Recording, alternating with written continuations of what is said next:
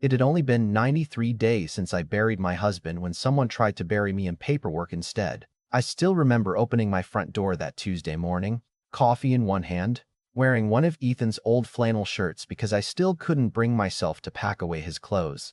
And there it was, a bright orange notice taped across my storm door like some kind of public warning. At first, I honestly thought it was another sympathy card from a neighbor that had gotten soaked in the rain, but then I saw the words property lien notice printed across the top in bold letters, and everything inside me just stopped. According to the Willow Creek Estates Homeowners Association, I supposedly owed $1,400 in emergency community assessments, and because I had failed to pay, they were placing a lien against my home. I read it once, then again, then a third time, convinced I had somehow misunderstood it. I never received an invoice, no email, no certified letter, nothing. My husband handled our records for years, but after cancer took him, I made sure every monthly bill still got paid because the last thing I wanted was another problem. Losing him had already made the house feel too quiet. Every hallway echoed. Every room reminded me of someone who wasn't walking through it anymore. The thought of strangers trying to take away the only place where I still felt close to him made my stomach twist. I called the HOA office immediately, and the receptionist sounded almost bored when she told me they could squeeze me in Thursday afternoon. Fine, I thought. It had to be some bookkeeping mistake. I'd write a check, clear it up, and go home. That's exactly what I expected when I walked into their office carrying my checkbook and a folder full of bank statements. Instead, I walked into something that felt less like an office and more like a courtroom where someone had already decided I was guilty. Behind the desk sat a woman named Denise Carlton, the property manager, wearing a perfect navy blazer, expensive watch, and the kind of smile that never actually reached her eyes. She didn't ask how I was doing. She didn't acknowledge that my husband had died just 3 months earlier, even though everyone in the neighborhood knew. She simply slid a packet across the table. "Your updated balance," she said. I looked down expecting $1,400. Instead, I saw $6,780.12. There were legal processing fees, late penalties, administrative costs, interest charges, recording expenses. Line after line after line, all stacked together like someone had spent weeks inventing reasons to inflate a bill I'd never even been told existed. I looked back up and said there had to be a mistake because I never received notice of any special assessment. Denise leaned back in her chair, folded her arms, and let out this tiny little laugh that somehow managed to sound both amused and irritated at the same time. Then she looked straight at me and said something I'll never forget for as long as I live. "Mrs. Harper, your husband isn't here anymore. Everyone knows you're living off savings. This neighborhood isn't exactly cheap. Maybe it's time to stop pretending you can keep up. Sign the deed over before this gets embarrassing." For a second, I couldn't even answer. I just stared at her, wondering how another human being could say something that cold without blinking. Then I quietly closed my checkbook, picked up the packet, stood up, and walked out without saying another word. I cried the entire drive home, not because of the money, but because for the first time since Ethan died, someone had looked at me and seen an easy target instead of a grieving widow. That night I couldn't sleep. Around midnight, I wandered into the garage looking for one of Ethan's old fishing jackets because it still smelled faintly like cedar and lake water. That's when I noticed the rows of plastic storage bins he had labeled with his impossibly neat handwriting. Taxes, insurance, HOA, utilities. Ethan had always joked that if civilization ever collapsed, we'd still be able to reconstruct our entire financial history from those bins. I smiled for the first time in weeks. Then I pulled one down. Inside were 12 years of HOA newsletters, board meeting agendas, payment receipts, handwritten notes, printed emails, certified mail receipts, even old USB drives carefully taped inside envelopes with dates written across them. My husband never trusted organizations that said, "Don't worry, we'll keep records." He always believed in keeping his own. As sunrise crept through the garage windows, surrounded by stacks of paper covering the concrete floor, I found a small flash drive marked Board Meeting July 2018. I plugged it into my laptop expecting boring neighborhood discussions about landscaping or parking rules. Instead, within the first few minutes, I heard a voice say something that made every hair on my arm stand up. And in that moment, I realized Denise Carlton had made one catastrophic mistake. She thought she was dealing with a widow who had lost everything. She had no idea she had just declared war against the one man who never threw anything away, even after he was gone. The sentence froze me in place. I replayed it 3 times just to make sure I hadn't misunderstood what I was hearing. The voice belonged to a man named Ronald Pierce, who had served as the HOA treasurer back then, and in the background I could hear papers shuffling before he casually said, "If it's a small group, don't bother sending certified notices. Half of them never ask questions anyway, and if they complain later, we'll just add legal fees."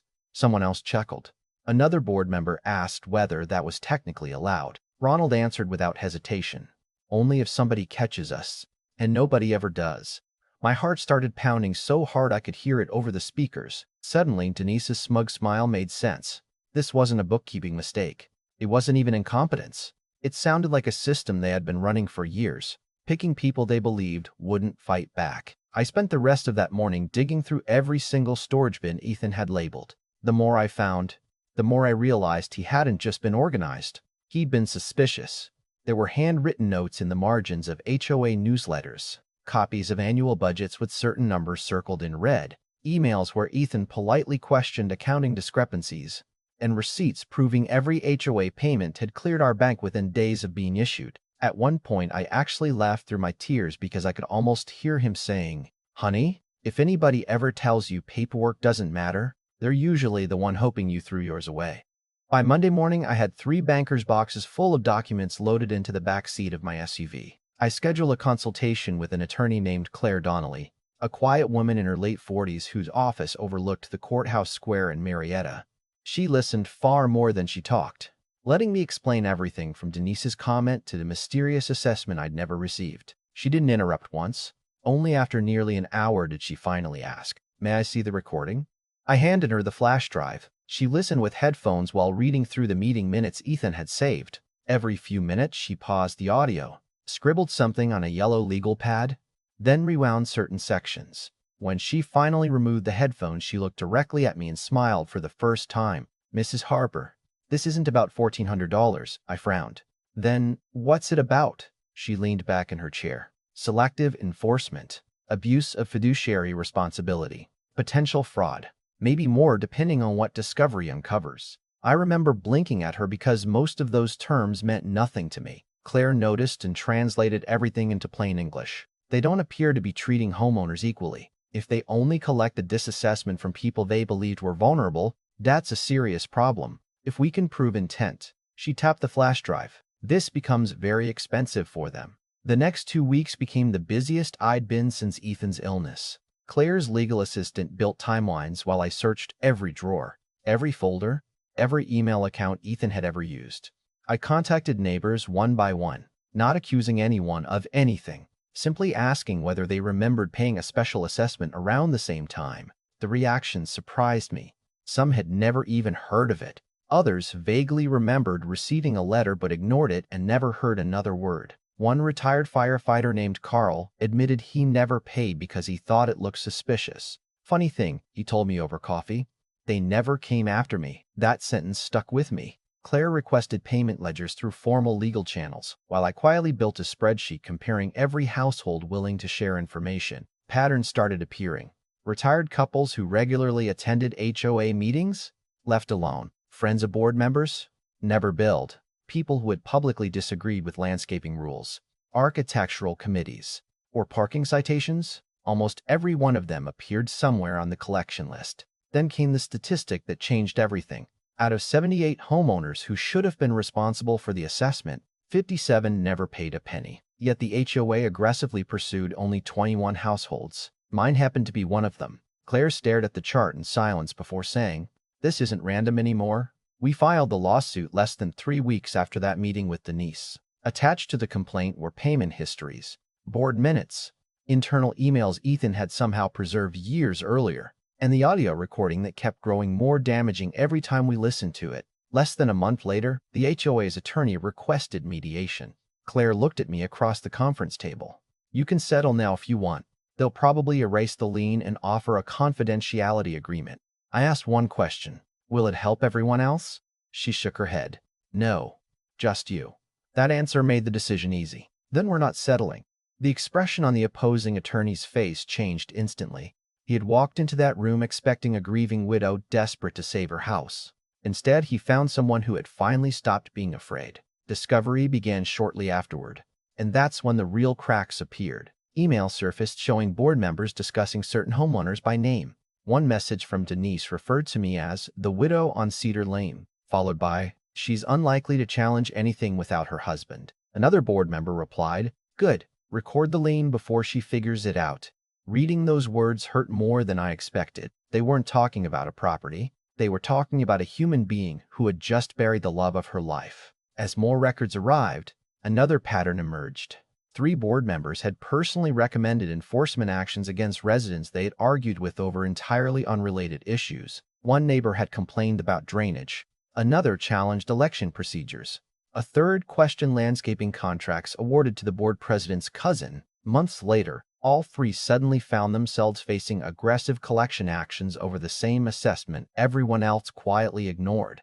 Claire's office walls slowly disappeared behind timelines.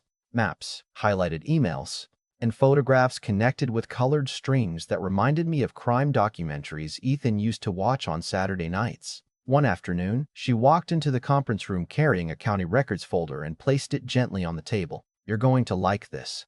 Inside was confirmation that several lien filings contained procedural defects because mandatory notification requirements had never been completed before they were recorded. In plain English, some of the liens should never have legally existed. The county clerk was prepared to testify about the filing process if necessary. Suddenly, the case wasn't only about unfair treatment anymore.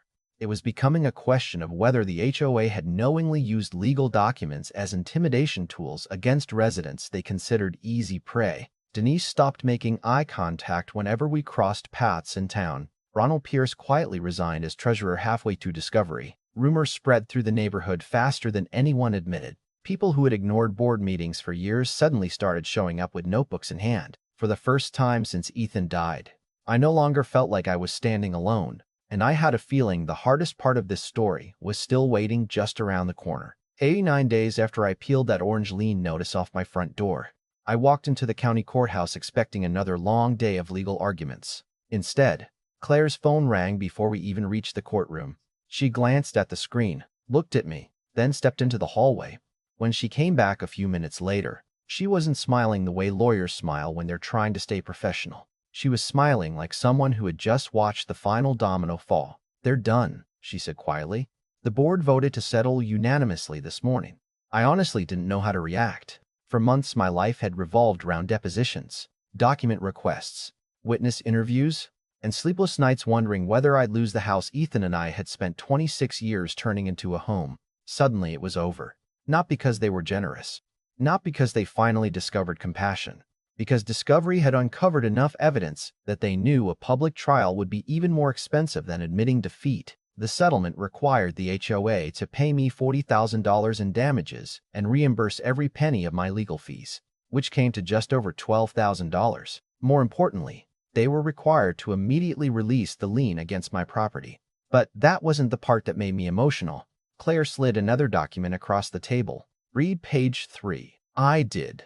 Then I had to stop because my eyes filled with tears. As part of the agreement, the HOA would also remove liens placed against 6 other widows and withdraw pending collection actions against 15 additional families whose cases had been handled under the same selective enforcement policy. Suddenly, this wasn't just my victory anymore. It belonged to people who never had the resources, the records, or maybe even the emotional strength to fight back. News spread through Willow Creek faster than any newsletter the board had ever mailed. By the end of that week, Denise Carlton quietly resigned from her position as property manager. Ronald Pierce had already disappeared months earlier. The board president called a special community meeting that was packed so tightly people stood along the walls and spilled out into the hallway. For the first time since we'd moved into that neighborhood, homeowners weren't whispering to each other after the meeting. They were standing up during it. Questions came from every direction. Who approved these collections? Why were notices missing? Why were certain families targeted while others weren't? Nobody seemed interested in the carefully prepared statements the remaining board members had brought with them. They wanted answers. Real ones. 2 additional directors resigned before the meeting even ended. A temporary oversight committee was created. Outside auditors were hired, and every enforcement action from the previous 4 years was scheduled for independent review. A few weeks later, I finally carried the framed settlement check into the hallway near my front door. I stood there for several minutes holding it because I knew exactly where it belonged. I tapped the same little nail that had held the orange lien notice months earlier, hung the frame carefully, stepped back, and just looked at it, not because I cared about the money. Money couldn't bring Ethan back. It couldn't replace the mornings we drank coffee on the back porch, or the notes he used to leave inside the refrigerator just to make me laugh. But that frame reminded me of something much more valuable. It reminded me that the last thing my husband ever gave me wasn't hidden in a bank account or a safe deposit box. It was the habit of keeping records, asking questions, and refusing to assume that people in positions of authority were automatically telling the truth. Sometimes I still walk past that frame and smile when I remember Denise telling me I couldn't afford to keep my house. She thought grief would make me weak. She mistook kindness for surrender. She assumed a widow living alone would choose silence over confrontation. She never imagined the quiet woman across the desk would eventually unravel years of decisions that affected an entire neighborhood. Looking back now, I don't think this story is really about an HOA at all. It's about what happens when ordinary people convince themselves they have no voice because someone with a title tells them they don't. Authority without accountability eventually turns into arrogance, and arrogance almost always leaves a paper trail. Ethan understood that long before I did. I just happened to be the one who finally opened the boxes. So now I want to ask you something. If someone in your community abused their power because they believed you were too afraid, too busy, or too broken to fight back, would you have challenged them, or would you have paid the bill just to make the problem disappear? Let me know down in the comments because I honestly think that's where the line between convenience and justice gets drawn. And if you believe the truth is always worth defending, even when you're standing there alone, share this story with someone who needs the reminder that sometimes the strongest evidence isn't found in a courtroom. It's sitting quietly inside a dusty box that somebody cared enough to keep.